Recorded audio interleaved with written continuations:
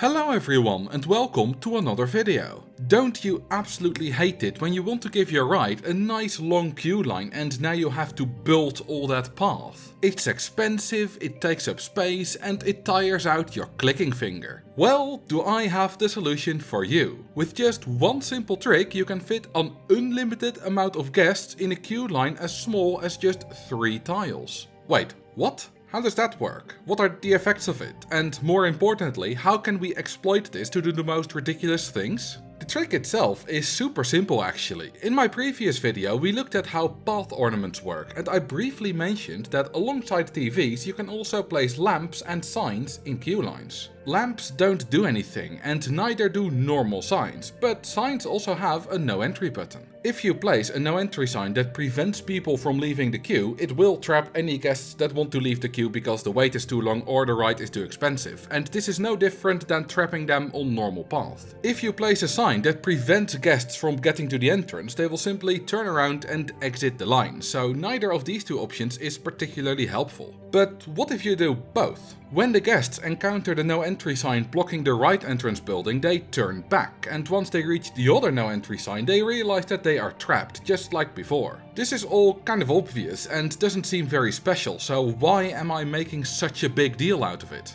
Well, even though it seems like they are trapped normally, the guests are actually still queuing. This has 3 effects. Firstly, you can just remove the no entry sign blocking the ride and they will still go on it. Secondly, if you place queue line TVs or use entertainers in order to keep the guests happy, they will never want to leave the queue and be happily trapped forever without destroying your park rating. But the most important effect is that even though they are in the queuing state, they are walking normally. Usually, guests cannot overtake each other while queuing and have to form a line that fits about 5 guests on a tile. To allow guests in the middle to still be able to leave the queue, guests revert to the walking state when they decide to leave, which makes them ignore the bounding box of other guests and walk right through them.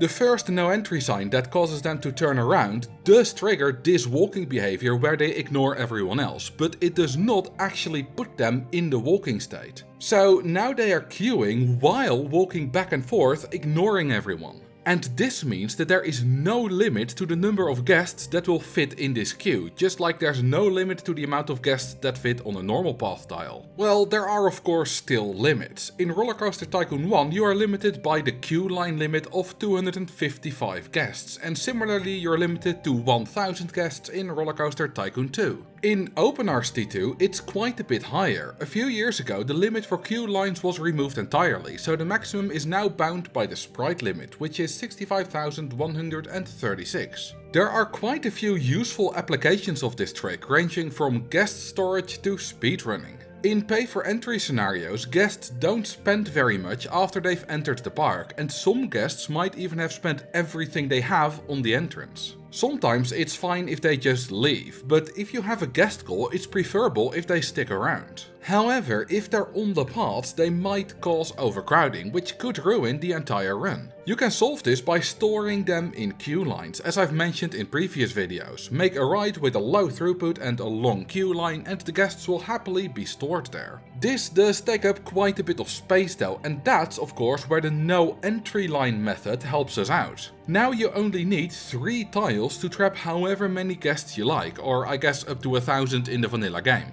And with this method you also don't need to care about having a low throughput, as the guests won't ever go on the ride anyway. The reason you need 3 tiles or more, by the way, is that with just 1 tile guests don't obey the no entry signs, and with 2 tiles the guests sometimes fill up both tiles with normal queuing if they enter too quickly, which locks up the entire thing. It might work with 2, so you could try it, but it always has a chance of locking up. With the no entry line method you can super easily beat any pay for entry guest goal scenario. Take Fungus Woods for example. It has a goal of 2500 guests, which when you play normally requires quite a sizable park to get. However, if you're lazy you can just build a tiny railway, put some no entry signs and TVs in the queue line and advertise while charging $30 for the entrance until you've reached the goal. Guests will generate quickly enough that you get to the goal in less than a third of the allotted 4 years, and because they're happy you can get over 900 park rating, which is well over the 600 you need.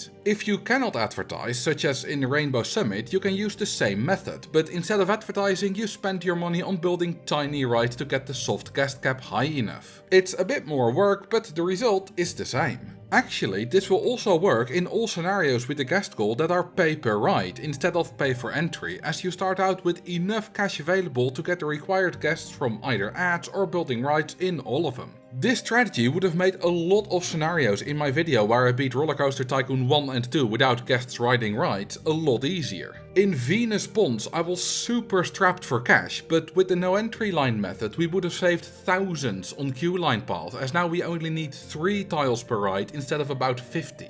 This is also where I learned this trick, as someone pointed this out to me after I uploaded that video. And of course that someone is Nusse, as he's been responsible for the discovery of at least half of all new exploits in the past 6 months. For speedrunning in OpenRCT2 this can also be very useful, as it's a super quick way to build everything you need to store all of the guests. For scenarios with lower guest goals, the ride distraction method is still faster, as it requires even less setup, and I used that to break the record on Electric Fields, Factory Kuipers and Crazy Castle. But with higher guest goals, the no entry line method becomes more attractive, especially if you cannot advertise. The pinnacle of this is of course Extreme Heights, which requires 4,500 guests, and because money is disabled you can't advertise. The old record by Hey There I'm Dad basically builds a normal park. First he builds one intense twister coaster with a long queue line, which he then saves and builds more of it until he's gotten enough to get the soft guest cap to 4,500. While he's building, the game is sped up to 128 times, and after 4 minutes and 42 seconds he gets to the goal.